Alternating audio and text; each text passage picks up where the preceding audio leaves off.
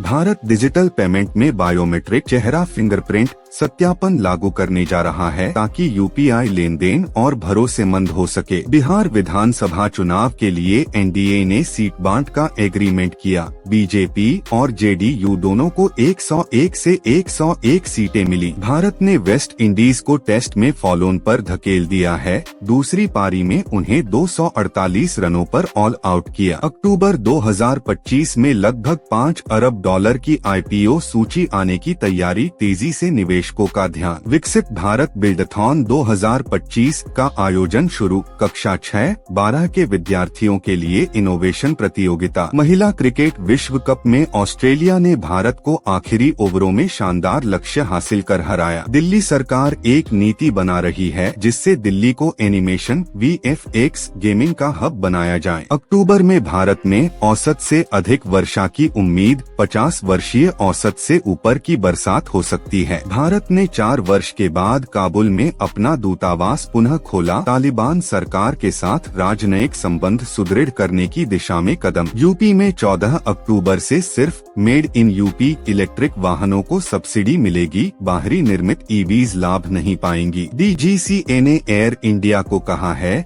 कि उसके कुछ 787 विमान के आपात power system Ram air turbine की जांच करें। ओडिशा के कटक में दुर्गा पूजा विसर्जन के दौरान हिंसा हुई, इंटरनेट बंदी, कर्फ्यू लागू, कई घायल और गिरफ्तार।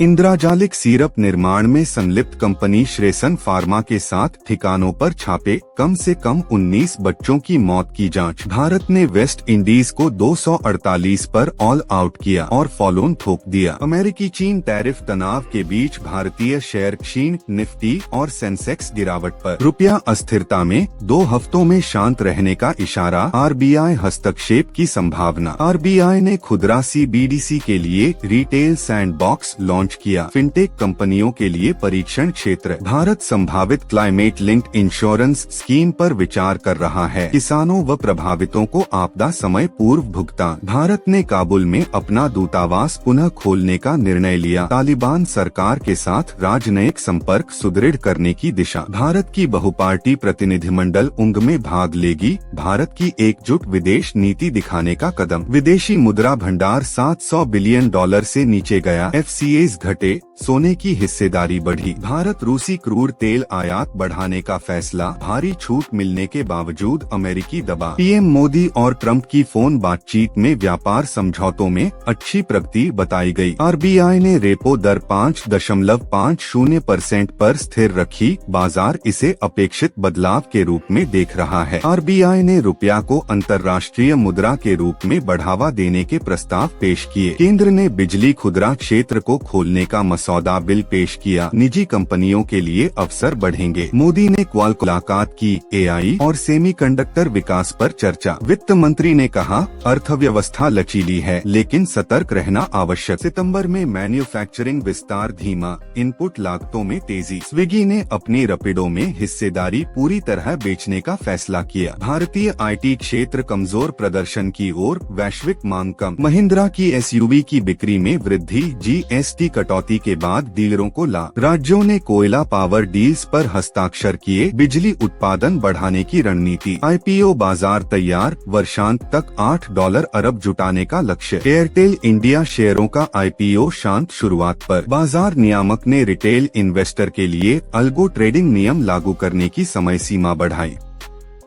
रुपये की गति पर निवेश बहाव और मुद्रा बाजार की प्रतिक्रियाएं। भारत का व्यापार रणनीति चीन पर ध्यान केंद्रित किए बिना पिछड़ सकती है, नीति संस्थान का तर्क। UN शांति सेनाओं की तैनाती के मामलों में भारत ने स्पष्ट कहा, यूक्रेन गाजा में अनलाइकली। निर्माता कंपनियों के बीच मार्जिन दबाव, अमेरिकी टैरिफ और लागत वृद्धि असर।